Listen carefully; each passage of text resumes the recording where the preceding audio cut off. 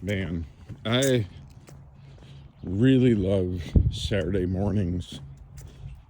One of the things that has really been beneficial for me is not using an alarm. I won't say that's 100% of the case 100% of the time, because there are times where I'm not able to get to bed on time, and I know I risk the chance of oversleeping. So in those cases, I I do have to do that, but I find that's few and far between. So most of the time I can, as long as I go to bed intentionally at a time that I know where I can wake up and get in my workout and a few other things in the morning before I have to work, then that's been really, really successful. And on Saturdays, miraculously, somehow my body knows to sleep later. And I love it because I get to obviously sleep in a little bit, get a little extra rest. And because then the morning like this, I'm taking a walk in the daylight instead of in the dark, which has been a lot recently. So I do like being able to get the sunlight, the daylight in my eyes, usually within the first hour of waking up. Actually, I like to get it in the first 15 minutes if I can help it. That wasn't the case this morning, but it helps. I find it helps with my mood. It helps with my energy. So it's just a little bit of a different experience. I know I got to get a sun lamp of some sort and start putting that into my wintertime routine. So we'll work on getting that done. But one of the things that I think has gone extremely well this week is every day I have hit the 13K step mark at least. Many days there was 16,000. And I know for some that might be watching this, they're thinking, that's not a ton of steps. I've got a friend who does probably about 10 miles a day. So 13,000 tends to be about just over 5 miles. So just about 5 miles, and that has to be the non-negotiable. There was studies done, and in those studies they had found that there are X amount of steps. I think it was like 7,000 steps per day increase, and I probably got that wrong. I'll have to look it up while I'm not recording and do a better job of memorizing it to help people fact check it. But this study said that about 7,000 steps per day helped to increase lifespan. I don't remember. It increased it pretty significantly, I think. And then they created some brackets with some additional publications. I don't know if they were studies, but there were published articles in medical journals that ended up bracketing like those that walked over the 7,000. If I have that wrong, change that for whatever number it is. And then there were other publications that had, if you did 10,000 steps a day, and but what they found is that the benefits, the lifespan benefits, hopefully I'm saying that right, are maxed out at about 14,000 steps. So, and I've found not only, there's not just the lifespan benefits, there's the exercise benefits, which, obviously contribute to lifespan, but I think there's the mood and energy benefits too. Probably all contribute to longevity. And I definitely have noticed an improvement this week with being able to hit my goal each day. So just kind of had to reset and make sure I got that back to being my non-negotiable. So that's what's been going on this week. Other topics that I've been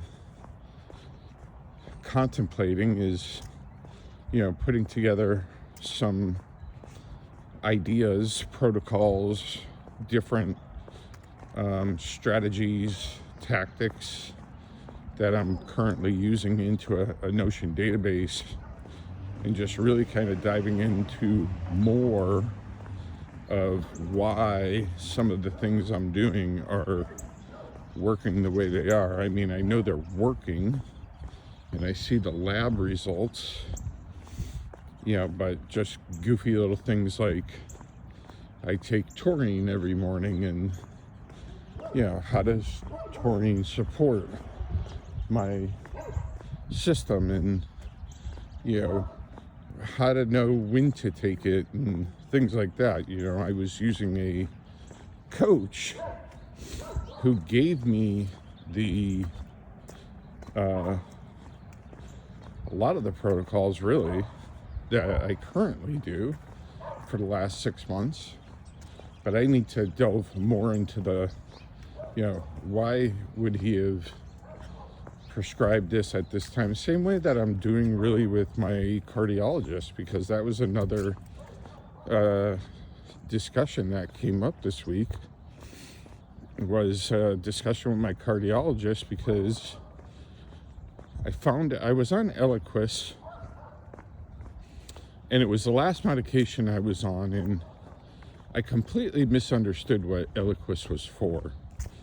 So I was operating under the belief that this was for stent maintenance or something of that nature, because the hospital made a pretty big deal about making sure that I took the correct dose when I had passed out, because the bisoprolol, hopefully I said that right, was lowering my heart rate and my blood pressure so much that I passed out, because I no longer had high blood pressure and my heart's in fantastic shape. So the hospital removed the bisoprolol, but they made a big deal about saying, make sure you take the Eliquis. And so I was thinking, like, this is just, Eliquis, and this is obviously, I'm a moron for not knowing this, because I was just taking this medication for 5 years without really questioning it, which is part of the problem. That was part of my health problem. I wasn't questioning enough things. So, make a short story long,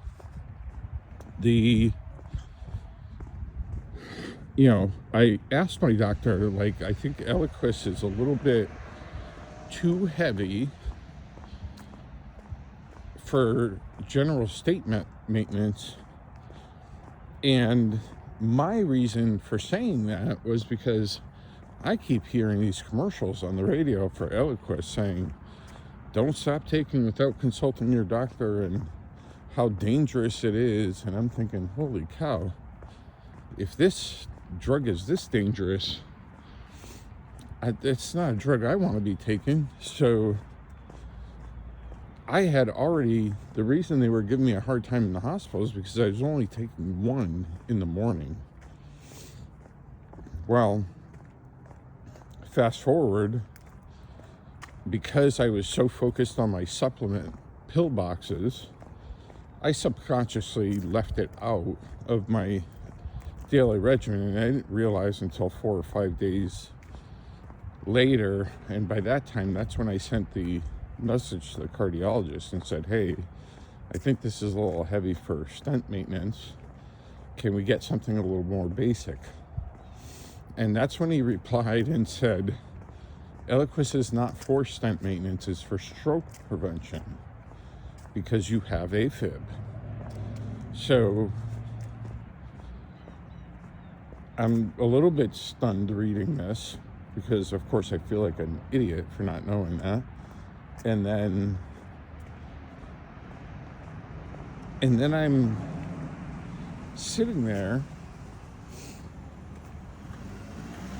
and his next sentence is, I remember, or I checked my records from the previous practice he was at where I first saw him, and you were on clopidogrel. We can put you back on that. And I shot back, being very reactive, instead of just like thinking and doing a little bit of research and, you know, trying to remember more accurately. I chose to react, probably not my best move. And I replied back and said, you took me off the clopidogrel and gave me the bisoprolol, which is what they took me off of the hospital. So now he's really confused because he said I would not replace clopidogrel with bisoprolol. And then it dawned on me at the end of the medication was LOL, and I had been on a metropolol at one point, which was replaced by the bisoprolol, which are just different lols, and apparently it's same family. So I was completely wrong, but this time before I replied back, I did do a little bit of research, and I did find that there was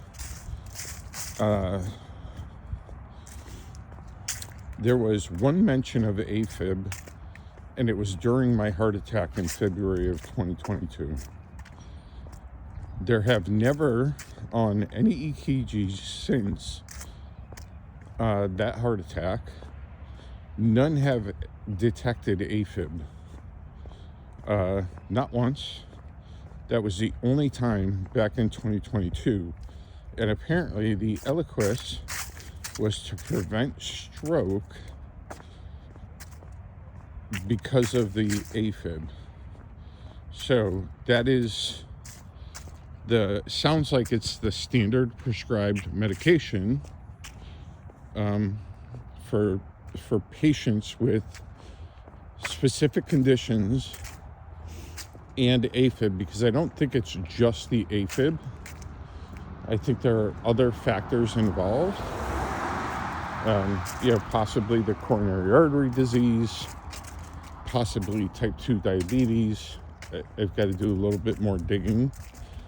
And so I did find that generally with my specific type of Medtronic stent, which is that's my prize from the heart attack, my souvenir is this Medtronic drug-eluting stent, which I also looked up before replying, and typically they put you on a clopidogrel for 12 months, and then it's okay to move to aspirin. So the scary part of all of this is that I replied back and said, because in his reply summary, he said that I refused to take medication, which is not entirely true. I refuse to take medication without documentation of a current condition. And the person that he prescribed, actually, he didn't prescribe it. The original cardiologist prescribed it. So he just continued the medication, which that actually might even be worse, now that I say that out loud. And I like this doctor. I really do. He was the one that first recommended the book, How to Cure and Reverse Heart Disease, Reverse and Cure Heart Disease by Dr. Esselstyn Caldwell.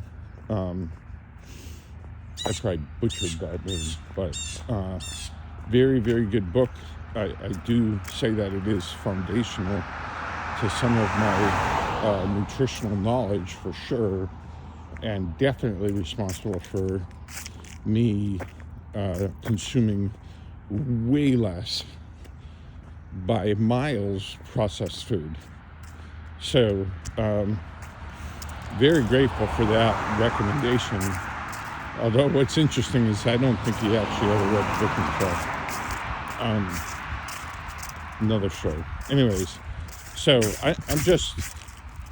I'm not refusing to take the medication. I'm asking for data that supports the course of action that is being recommended.